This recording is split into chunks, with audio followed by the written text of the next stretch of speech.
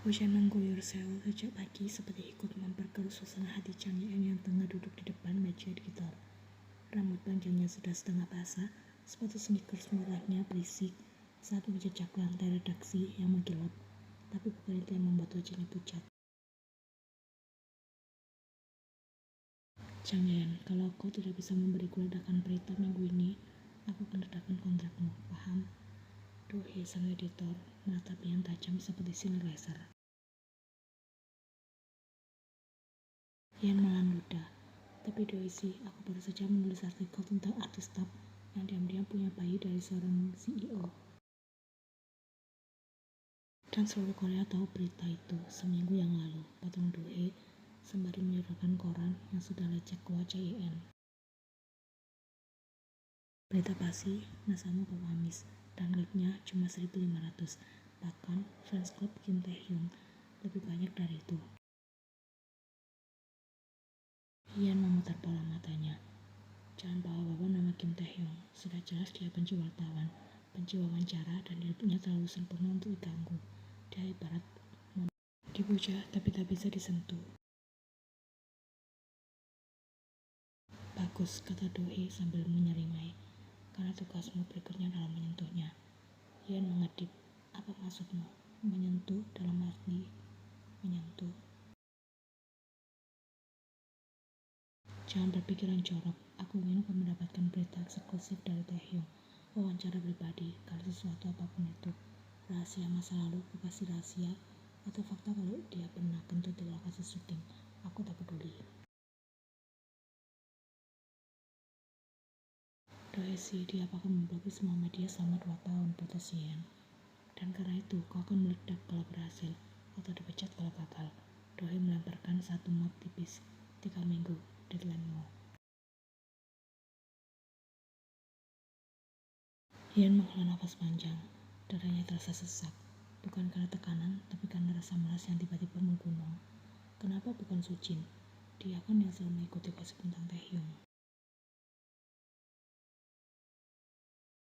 Sujin sedang cuti, operasi implan dagu. Dohee berdiri, lalu menepuk bahu Yan. Anggap saja ini sebagai promosi. Selesaikan misi ini, dan kau bukan hanya penyintas PHK, tapi juga calon editor selanjutnya. Yan ingin tertawa ketir, promosi, atau mungkin hukuman.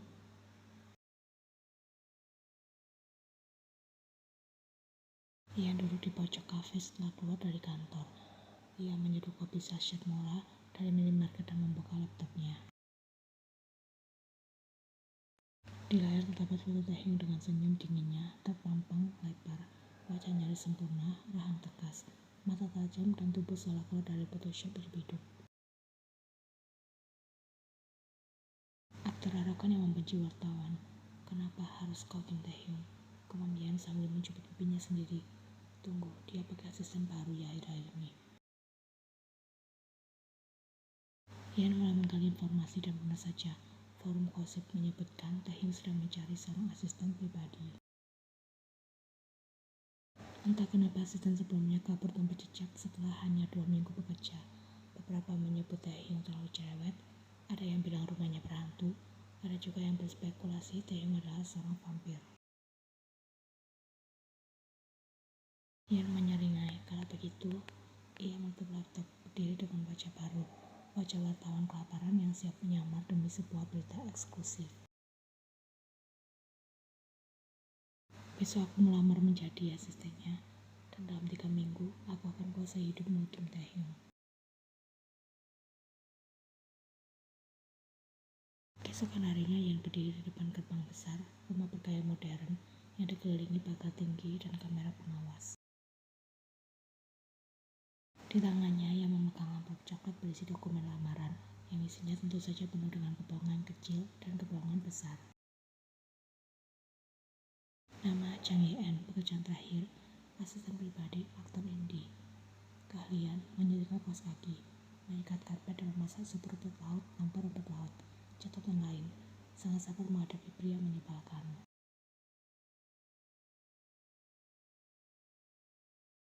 Sebuah suara terdengar dari intercom. Silakan sebutkan nama dan keperluan Anda. Yan menyesuaikan suaranya. Chang In, saya pelamar posisi asisten pribadi.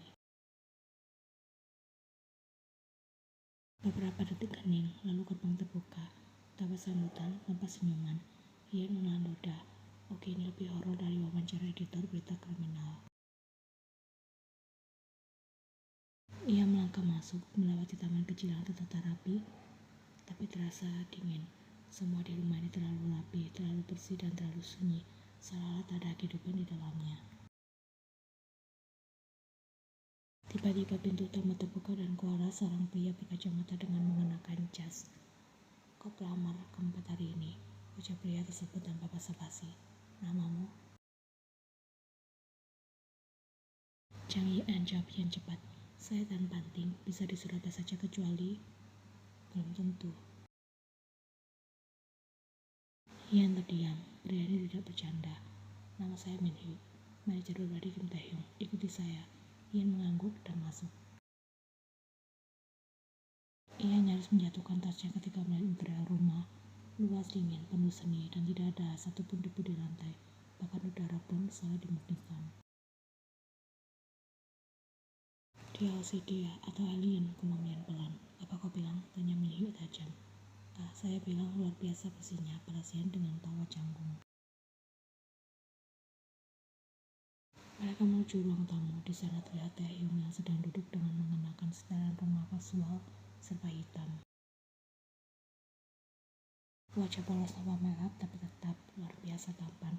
Rambutnya sedikit tajam dan ia sedang membaca buku. Bukan naskah, tapi buku yang entah apa itu. Ia membatin, ini manusia tanpa tuntunan hidup. Tae-hyung mendongak saat mulai mata BN dengan datar. Ia menutup bukunya perlahan, lalu menyandarkan punggung. Chang In. Ian tersentak. Ya, saya. Kau pernah bekerja sebagai asisten pribadi? Tanya Tae-hyung. Ya, ini adalah sebuah kebohongan. Kau tahan dengan tekanan, sudah biasa ditekan hidup. Yang ini setengah jujur. Kau bisa diam selama 2 jam berturut-turut tanpa bicara? Saya bisa mencoba. Tae-hyung menyipitkan mata.